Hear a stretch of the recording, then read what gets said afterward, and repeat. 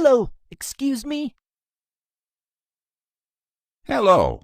Welcome to Nunjampa country. Please throw a handful of water into the river to acknowledge the spirits.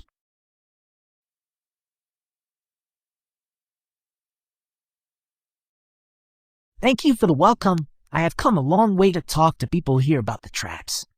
What interests you about the traps? One time, up above me about 20 or 30 feet, the water was right up there about a month ago when we had the big rains come through. And back in the early days when I was growing up on the river, when you got a big rise like that, the river hung around at that level for 2 to 3 weeks and it gradually fell back. But now you can stand and you can watch the water going back. The fish traps have been used by the people in this area for over 40,000 years as a source of food.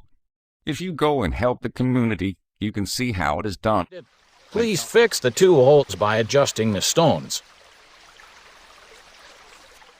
You have done a great job. Let's move. Sure, I can give you a challenge. This man will show you how to set up the fish net, and then you can come back and check it later. Ooh, we need a fish net to catch them. Go and meet Auntie June. Auntie June is on the opposite side of the riverbank. A sacred place of the Nyimba people. And then he stepped over to Byron. He would have none of that. He dug after that blackfish, cutting into the hard ground, making large holes in the earth. Great. Now, while we wait for you to catch your fish, you can help me gather some eggs.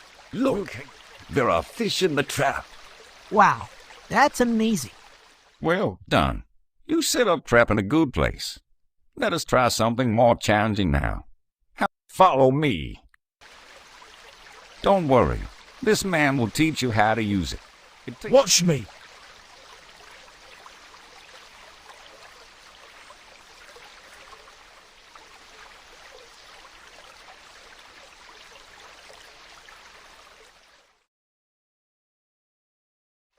Well done.